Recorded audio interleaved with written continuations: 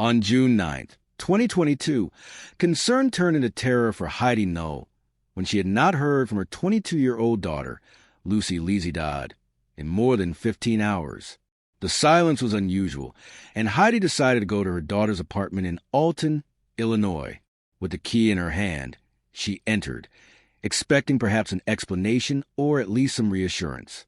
Instead, within minutes, she rushed back outside in shock, overwhelmed and unable to process what she had just seen. Her trembling voice carried to the 911 call, a recording that captured the desperate confusion of a mother who had found her daughter's body. When officers arrived, Heidi was still on the front steps, shaken and barely able to speak. She handed them the key and waited in silence. Body-worn cameras documented the moment police stepped inside. What they found was beyond comprehension. Lucy's body was lying in the bedroom. At first, it seemed her head might have been covered by a towel. But as they drew closer, the grim reality became clear. She had been decapitated. Lucy had been 8 months pregnant with her unborn baby, affectionately called Bean by her family. The violent act had not only taken her life, but also the life of her child. As investigators surveyed the apartment, one more chilling fact emerged. Lucy's head was missing from the scene. The killer had taken it, leaving behind a crime that defied understanding and deepened the horror. The discovery shaped every step of the investigation.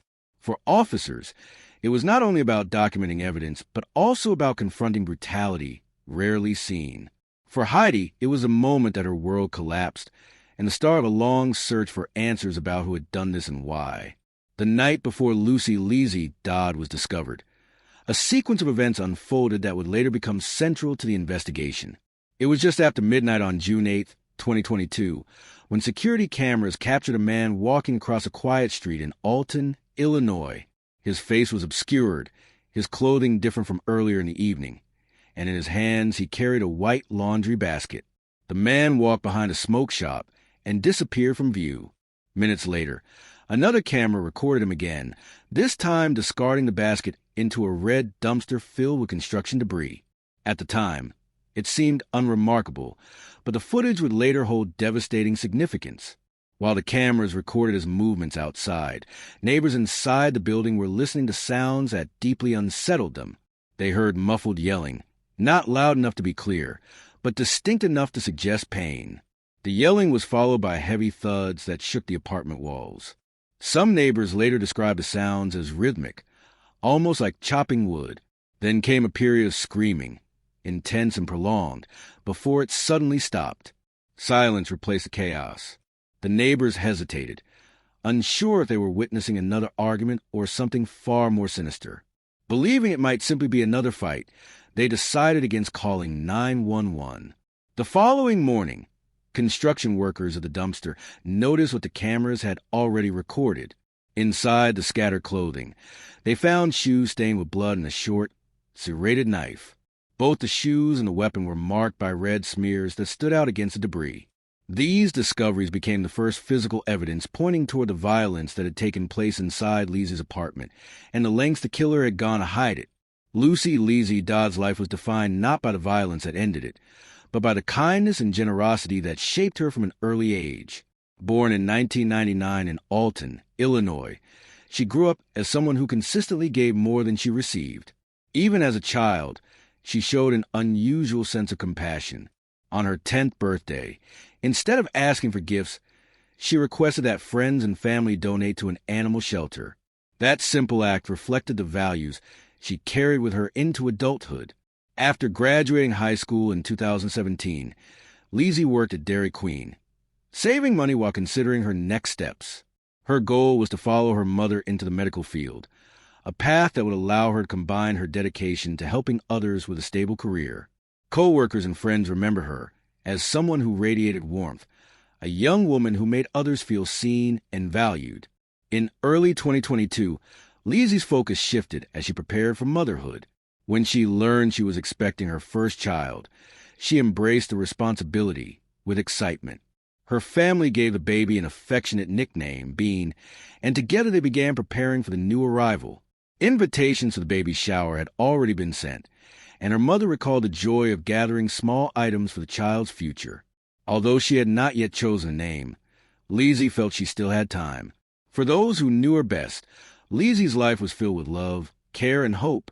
She was remembered as a daughter, a friend, and a mother-to-be, whose presence left an impression on everyone around her. Her loss was not only tragic, but deeply personal for all who cherish her. Lucy Leisy, Dodd's relationship with DeAndre Holloway, was troubled from the very beginning. Those closest to her described it as volatile, unstable, and marked by constant conflict. The couple frequently moved between different places, at one point even living in a tent, a detail that reflected the instability woven into their daily lives. Friends, neighbors, and family members noticed how often arguments escalated, leaving visible signs of violence on Leisy. Her mother, Heidi, recognized the dangers early on. She feared the relationship could end in tragedy and kept daily contact with her daughter, either through phone calls or text messages. Despite these efforts, the cycle of abuse continued. At work, Leisy's co-workers at Dairy Queen observed injuries that were difficult to ignore. She often arrived with black eyes, initially explaining them away with excuses, such as her dog jumping up on her. Eventually, when pressed, she admitted that the injuries were a result of fights with DeAndre. In 2021, the violence escalated to a point where Leisy required hospitalization. She was admitted with a broken nose and 2 black eyes, the result of another attack. In a text to her boss, she revealed the reality she was living in. She wrote that her boyfriend had beaten her again, forcing her to stay with her mother for safety. Leisy also admitted that he had threatened to harm him before, and authorities encouraged her to stay in a safe place. Yet despite the severity of the abuse, she repeatedly returned to him. This pattern, bruises, apologies, reconciliation, and renewed violence, became familiar to those around her. Friends and family offered to call police, but Leisy resisted, choosing instead to shield DeAndre from consequences. She clung to the belief that he might change, a hope that blinded her to the danger she was in. Tragically, the decision to let him back into her life one final time set the stage for the events that would soon unfold. On June 7, 2022, Lucy Leisy, Dodd, faced another turning point in her troubled relationship with DeAndre Holloway. That day, he abruptly disappeared without explanation, leaving behind confusion and despair. For Leisy, who was 8 months pregnant, the sudden absence felt like abandonment.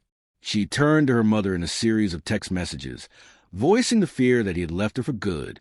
The weight of the situation overwhelmed her to the point where she admitted to self-harming, cutting her leg as a way to cope with the distress. In her words, she confessed that she felt she could not get it right, a heartbreaking glimpse into the pressure and hopelessness she carried. Despite this emotional spiral, the following day Leisy tried to maintain a sense of normalcy.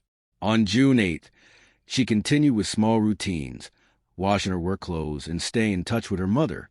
Yet beneath those ordinary actions was a deep unease. She expressed to her mother that something felt wrong, an instinctive warning that her circumstances were not safe.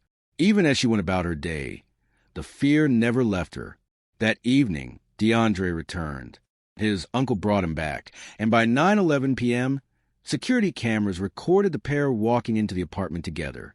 This footage became the final visual evidence of Leisy alive. From the car, she sent her last text message to her mother. "I'm trying to figure out." It reflected both her uncertainty and her fragile hope that things might improve. By the following morning, she would be dead. The escalating fear, her vulnerability, and the false promise of reconciliation led to the tragedy that ended her life and the life of her unborn child. In the hours immediately following the murder of Lucy Leisy Dodd, DeAndre Holloway began a series of actions that revealed both his attempts to conceal the crime and the disturbed state of his behavior. Just before midnight on June 8th, security cameras recorded him leaving the apartment once again. This time, he was not empty-handed. In his grasp was the same white laundry basket that neighbors had noticed earlier. Inside was Leisy's severed head. He walked across the street and carried the basket behind a nearby smoke shop before discarding it into a red dumpster filled with construction debris. What appeared to be a simple act of disposal was, in reality, a chilling effort to erase the evidence of his crime. A few hours later, around 2:30 a.m., DeAndre arrived at his family's home. Witnesses recalled his demeanor as nervous, pacing back and forth in agitation. His unease was so visible that relatives immediately sensed something was wrong. In the bathroom, he began cutting off his dreadlocks. When questioned about a sudden change, he told them it was for a fresh start.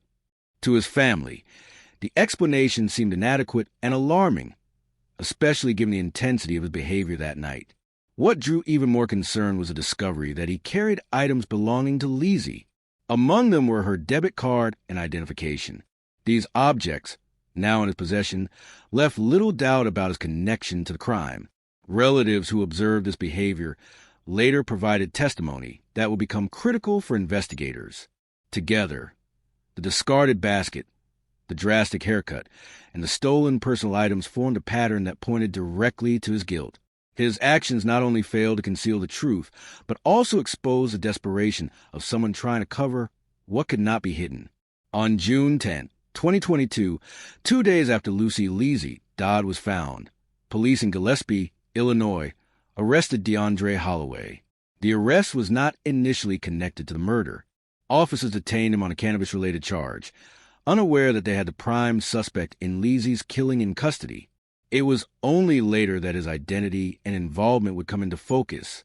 In the holding area, his behavior quickly drew attention. Surveillance footage showed him restless, pacing the floor, shaking his legs, and appearing unable to remain still. At one point, he asked officers if he could stand up and walk around, then laughed and ignored their instructions to sit. His conduct escalated further when he began banging his head against the wall. Officers warned him to stop, but he continued, alternating between laughter and erratic movements. During these moments, he made threatening remarks toward those around him. Among the disturbing statements were repeated threats to decapitate officers, words that echoed the brutality of the crime committed just days earlier. At this stage, investigators were still piecing together the details, but his threats reinforced the violent tendencies already evident. When moved to jail, his behavior became even more uncooperative. He refused to provide basic information, including his own name, and disrupted hearings he was required to attend. On some occasions, he declined to leave his cell, forcing officers to intervene physically in order to bring him into court. These actions complicated the legal process, delaying proceedings and raising further questions about his state of mind. The footage and testimonies from officers became essential in establishing a record of his erratic and dangerous behavior. What had begun as a routine arrest quickly revealed the presence of the man responsible for Leisy's death. Following his arrest, the legal process surrounding DeAndre Holloway was prolonged and fraught with obstacles. Prosecutors had a clear case against him, supported by physical evidence, witness accounts, and surveillance footage. However, progress slowed when DeAndre was declared unfit to stand trial. He was transferred to a state institution for evaluation and stabilization, with doctors tasked to determine whether he could participate in proceedings. The delays stretched on as his behavior continued to disrupt the process. In court, he frequently refused to cooperate, sometimes declining to attend hearings altogether. On other occasions, he disrupted proceedings with outbursts or outright refusal to comply with basic instructions. Each delay prolonged the anguish for Lucy Leisy, Dodd's family, who waited for accountability. His stepfather, Chris, spoke publicly during this time, emphasizing that DeAndre had long suffered from mental health issues and that the system had failed to provide him with adequate treatment. While acknowledging the severity of the crime, he argued that underlying illness played a role in what had unfolded. For prosecutors in the court, the focus remained on ensuring he could eventually face justice. After years of interruptions, DeAndre entered a guilty plea in 2024. With the plea, the case avoided a full trial, but the admissions confirmed his responsibility for Leisy's murder and the loss of her unborn child. In January 2025, sentencing brought a measure of closure. DeAndre received 60 years in prison. For Heidi Null, Leisy's mother, the outcome carried mixed emotions. She expressed relief that he admitted guilt and would be incarcerated long enough to prevent further harm. Yet no sentence could restore her daughter or grandchild. In court, Heidi honored Leisy and Bean, urging others to recognize warning signs of abuse and not remain in harmful relationships. The day that should have celebrated a baby shower became instead a memorial. The sentencing acknowledged the crime, but for Leisy's family, the loss remained immeasurable